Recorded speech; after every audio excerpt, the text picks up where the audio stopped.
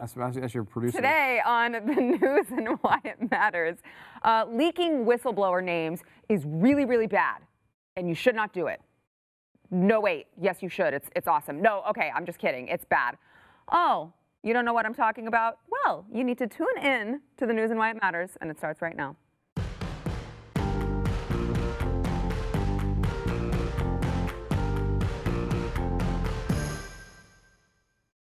Welcome to the news and why it matters. I am Sarah Gonzalez, today joined by Stu Bergier. Hello. Hello. Hello, Stu. How are you? I'm good. Jeremy Dice from First Liberty. Good to be here Hello. Great to have you back in the house. Back in the second chair again. Yes. Maintaining my position. I love you guys. It's just I'm going to start just randomly assigning every single day. I'm coming for you, Stu. Someday, man. I'm ready to go home.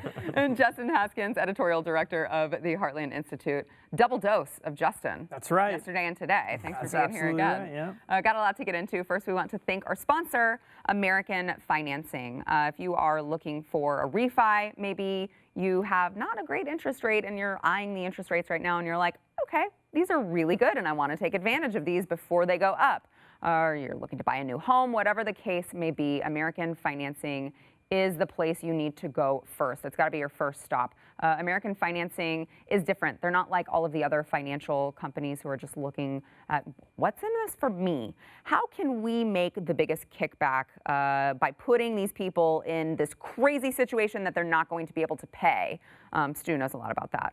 But American Financing has salary-based employees, salary-based professionals who are really, they want to put you in the best solution, what fits for you and your family. They don't want you to like go into a back alley and get your legs broken because you can't pay your loans.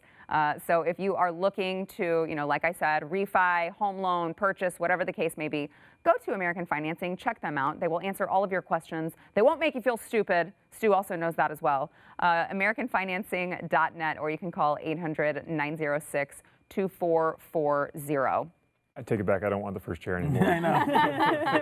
No, he really did talk to American Financing, and he wanted to do this crazy loan. I don't know what she's talking about. And they were like, yes, sir, that's not smart. And he was like, I'm going to do it anyway. I just assumed he knew about the breaking of the legs part. That's where I thought that was at.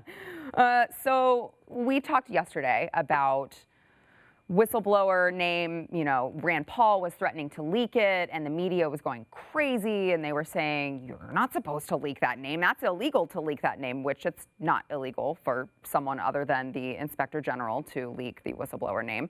But we were told over and over and over again, releasing the name of a whistleblower is not acceptable. Fast forward to today, and we find out that the whistleblower who released the undercover video of Amy Robach from ABC News, who released it to Project Veritas, who then made a video about it. Okay, well, that staffer has now transferred to CBS, and ABC found out who it was, called CBS up on the phone and said, hey, guys, we just found out who our leaker was, and they're employed by you. And CBS promptly fired that person. Still, what's up with this? I thought that we were supposed to protect whistleblowers' identities. It is very strange, isn't it? A little crazy, I would say. It's a situation where, look, if I'm this company and someone is taking hosts off the air comments and leaking them to media sources, whether conservative or Republican, or conservative or liberal, I'm absolutely fine with firing them. That's not something you should be doing if you work at a company. That being said, it's interesting to see the difference in the way they handle these situations. When it's something that benefits a conservative, man, it just seems like they find their journalistic standards. They are hardcore. They never let anybody. There's never an exception to any of these rules. On the other hand, when it goes the other way, the exact opposite happens. And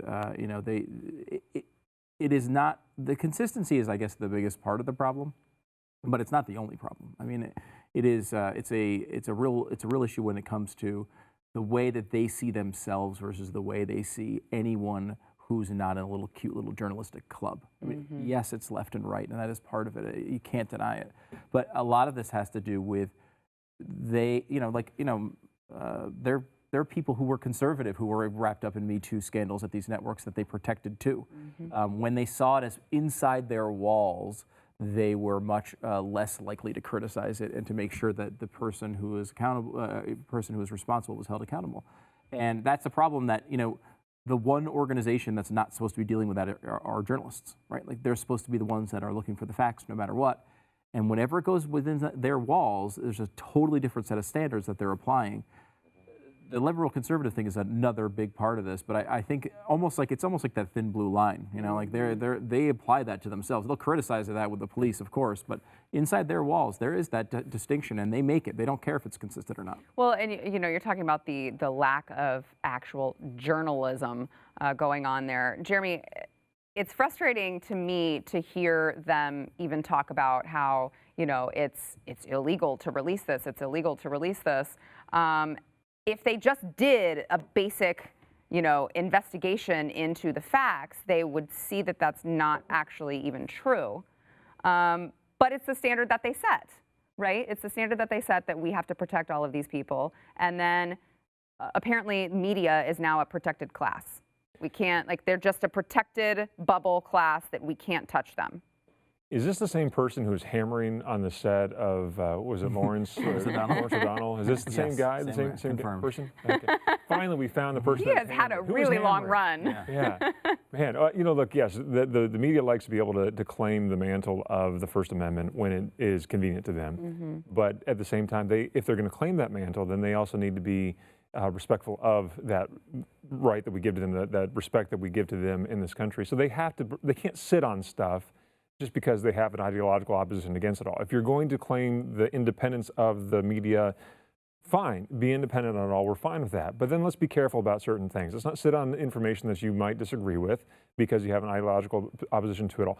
I mean, how many times have we seen that in Justice Kavanaugh's confirmations, for example, with the media having plenty of information at their fingertips that they're able to use, they sit on it instead so that they can, well, I can only say smear a good man. Mm-hmm. Meanwhile, you've got political operatives that are running around doxing people to make political points on things. This is not the way that that's supposed to go, whether that's in the context of the judicial confirmation process or within the media itself. If we're going to give you that privilege, then let's use it wisely and use it in a way that we intend you to do it so that we as the people have the information we need to be able to govern ourselves. Yeah, Justin, what do you think? Yeah, I think the thing that bothers me the most about this is that there's always more outrage about finding the whistleblower, getting the whistleblower, let's get rid of this whistleblower, in this case for the media, when there's someone who leaks a story, but then they're not outraged about the story itself. They're not outraged that this didn't happen. How come they're not firing the people who shut these stories down in the first place?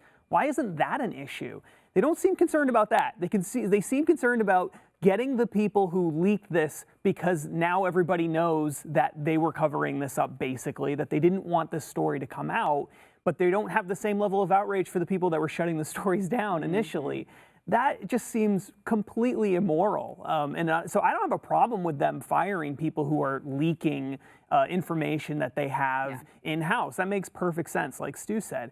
But why aren't they firing people that are covering up important stories? Why aren't they doing that? And also, to be clear, I'm perfectly fine if you want to fire someone for hammering on the set. I mean, that's unacceptable. That's true. Right. Yeah. It's also strange that, like, you know, Burger King doesn't help McDonald's. Right. Like, the Red Sox don't help the Yankees. It was weird. Other than the last game, the Eagles do not help the Cowboys. They did. But this is a strange. Why? You know, look, I can totally understand NBC firing this person. I would fire him and be happy they were gone, and I would throw their stuff on the sidewalk, even if, like, they're exposing bias within my organization. That's not the way you do. You don't go to James O'Keefe. Look, I'm happy I know about this story, and James O'Keefe uncovered something pretty crazy here. But as a company, I would be totally pissed off about this. Yeah. Would I call my competition and say, by the way, this guy who's did damage to our business might do damage to yours? That is a weird sort of camaraderie that you don't normally see. It is. You know, so I don't understand that, the way they've treated this. And again, we go back to the story of her on camera saying, these things happened. We had this story. These are things that are turning to multi-million-dollar lawsuits at other news organizations. You know, the Matt Lauer thing is a good example of it recently. You know, this is a big story, not to mention the fact that she said she 100% believes Jeffrey Epstein was murdered. I mean, like, now, as far as I know, there's absolutely no evidence of this, but this is one of their main reporters. Are they comfortable with her having that opinion? And if so, she should be on that story because if that happened, we need to know about that too. And the Clintons are involved. There you in go. some way, Yes, because yes. she threw that in there. We she don't did. even know what she's referring to exactly. Which I hope she has a bodyguard with her at all times now that she has said these things and it's leaked. So speaking of whistleblowers, we talked about Eric Charamella, who is the alleged whistleblower. Yeah, I'm not scared to say it, Patricia Arquette, okay? Did you see her tweet the other day? I've never seen a Patricia Arquette tweet. Well, I don't follow her, but somehow it was in my timeline that she said, okay, I'm lying, I'm a big Patricia Arquette fan, that she said that she was threatening to, report everyone who said the whistleblower's name because it was harassment. Yeah, it's not harassment. It's also not illegal. It's not harassment to say someone's name? No, you can say their name as many times as you want, as far as I know. Eric Swalwell, though, was he's saying he's going to be presenting legislation that will make it illegal for anyone to say the name, which is not something you can do. This is an interesting point that Eric Shut up. I didn't hear this. President of the United States. This is why he dropped out, so he could grace us with these kinds of... Hold on. I hadn't heard this. Oh, okay. Yes. He literally wants to make it illegal for any person in America to say someone's name who is a whistleblower. I will say this. It's Twitter, and the entire proposal was not there. So maybe he had 4 or 5 other words that changed the meaning of what he was saying that's in the proposal, but that is the way he phrased it. He could have maybe meant government officials, I don't know. Either way, you cannot do that. You cannot limit, can you imagine how out of control that could get? Where the government can pass laws that ban names and words? Like, that is not a thing that can be allowed. Where did I read that? 1980, 1984? That's what it is. There it is. So the transcript that was released by the Democrats, actually, they accidentally did not redact Eric Charamella's name. So there we go. So his name appears in the transcript. Now people are speculating, oopsies. I think people are giving the Democrats too much credit because people are speculating, what if they did that on purpose to throw people off because that's not the real whistleblower? No, they just did it because they're dumb, okay? I think Stop it with the conspiracy theory. I think that's a much more plausible thing that happened. Keep going down the wormhole here. Come on, at some point you've just got to deal with the facts that are literally in front of you. To quote Ben Shapiro, the facts don't care about your feelings. Move on. Exactly. So now that we know the alleged whistleblower's name, can I stop saying alleged? Do I still have to say alleged? I guess I do. The alleged whistleblower's name, Eric Charamella. We also know more about his attorney. What is his name? Mark Zayed. I don't know how to say his last name. Sorry, Mark. And he's got some interesting tweets that were uncovered about a potential coup and impeachment. The first one was written, okay, it doesn't say the date. There it is. No, don't see it. But it was in 2017, I believe. It was in 2017. It was right after he... January 30th in 2017. There it is. Inauguration. Yes, right after the inauguration. And he said, #coup has started. First of many steps. #rebellion, #impeachment will follow ultimately. And then #lawyers, which is, do you use the #lawyers a lot, Jeremy? I don't use that very often, no, that's not Ever since I started talking to Jeremy, when I got on Twitter, I clicked #lawyers first, just to see what people are saying about lawyers. I gotta know. That's a really weird thing. I really am now curious what #lawyers actually grabs into it all. I'm gonna go Google that after the show, or look it up. And then there was another one that he tweeted that said, not shocking at all, he was retweeting a poll that says more Americans trust CNN than Trump, which is horribly, horribly terrifying. He said, not shocking at all. I predict CNN will play a key role in Donald Trump not finishing out his full term as president. Stop for a second and just recognize how bizarre our country has become in that, whenever something happens, people just have presented over the past several years a list of all of their innermost feelings so that people can search them and find what they've said about. Why are people doing this? I understand we're in the media. Yeah. I get why we're on Twitter. Why is anyone else on Twitter? #lawyers. Get it. #lawyers. Well, for the #lawyers. That's good. And then third time's a charm. He responded to tweet from President Trump again in January that said the coup has started. As one falls, 2 more will take their place. #rebellion, #impeachment. No #lawyers there. Why not No lawyers? #lawyers there. That phrase, though, as 2 falls, one falls, 2...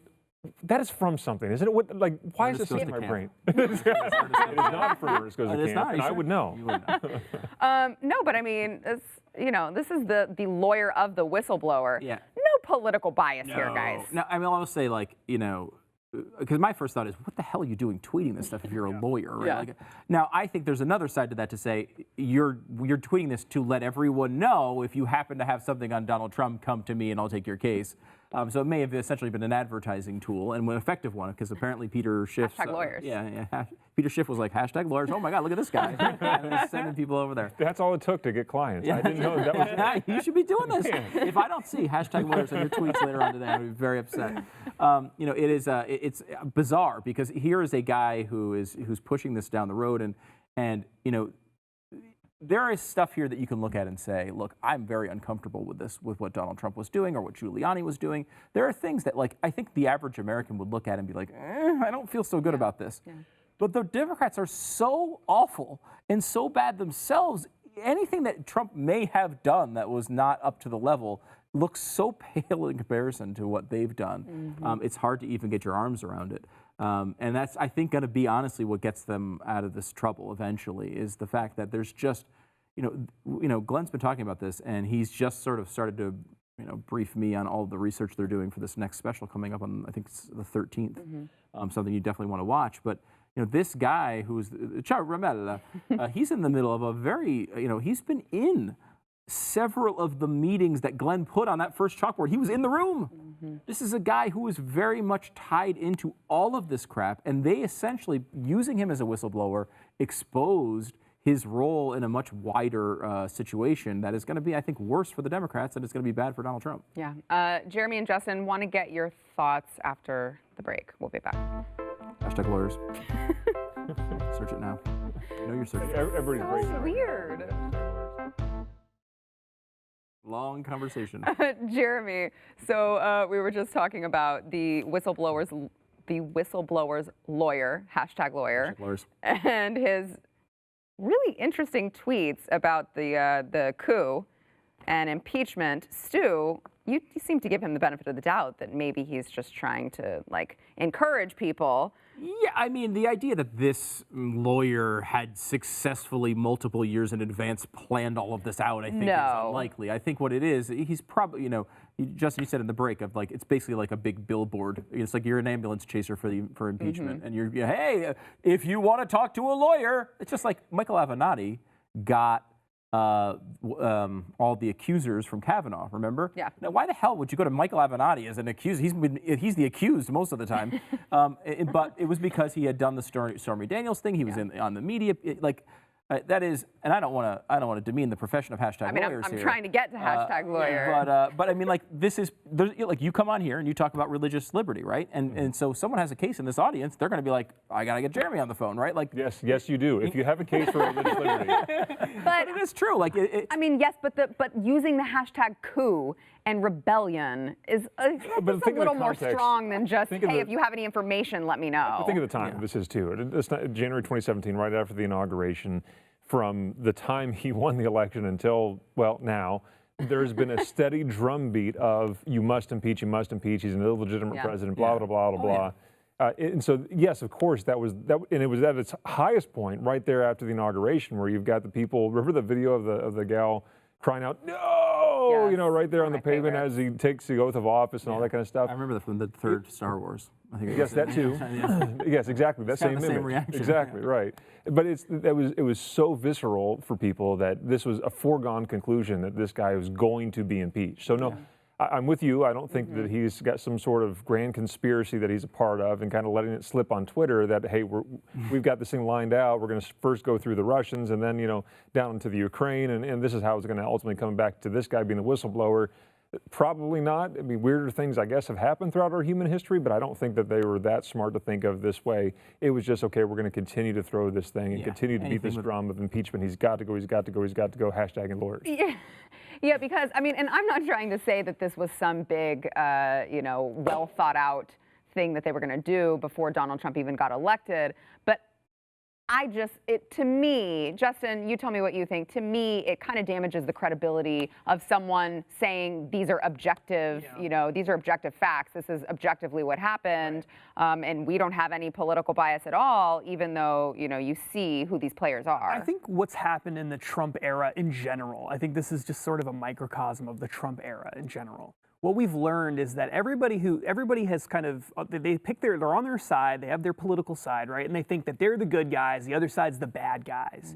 And I think what Trump has kind of exposed, not necessarily on purpose, but just sort of inadvertently, just by existing and being himself, is that they're all bad guys. They're just all biased. They're all bad. There's no one out there who's genuinely seeking the truth here. Vision of the world. I mean, legitimately, in Washington, D.C., the vast majority of them, 95% of them, are in it for themselves, and they will say anything to beat the other side, whether you're on the right or you're on the left. That's just reality of the situation. And I think the Democrats trying to position themselves as sort of they're the party of morality and that they're just these upstanding people, the more they point to Trump's faults, it seems like the more obvious it is that they're also flawed, and these things continuously come out. You'd think they would find Boy Scouts to make these arguments for them so that you couldn't point at them and say, look at all the bias on it, but they can't find any. That's the amazing thing.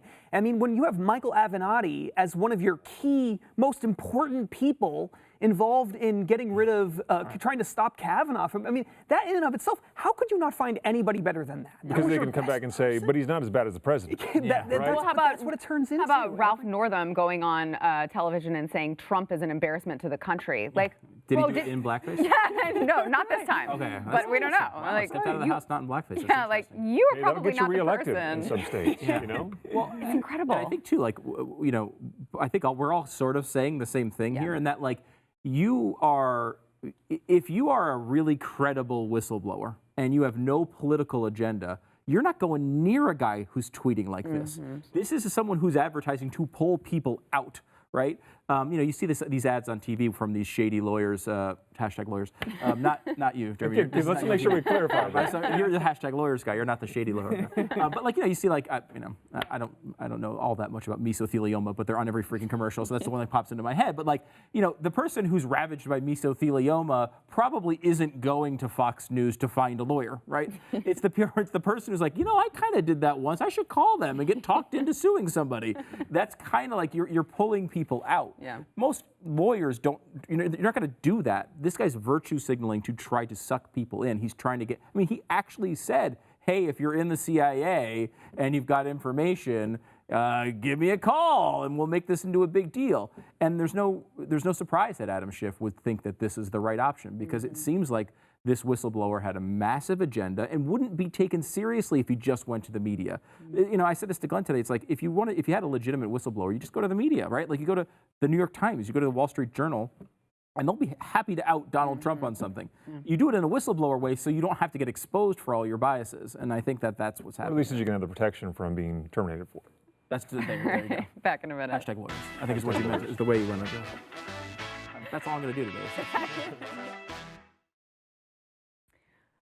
So we were doing a live look at hashtag lawyers during the break. Apparently, it is on fire right now. Apparently, there's a giant story breaking in the middle of the hashtag lawyers space right now. In Delhi, where apparently there's some like riot or attack on lawyers from like police, and everyone's hashtagging and hashtag also lawyers. Farmers involved somehow. Someone did tweet a very lengthy list of.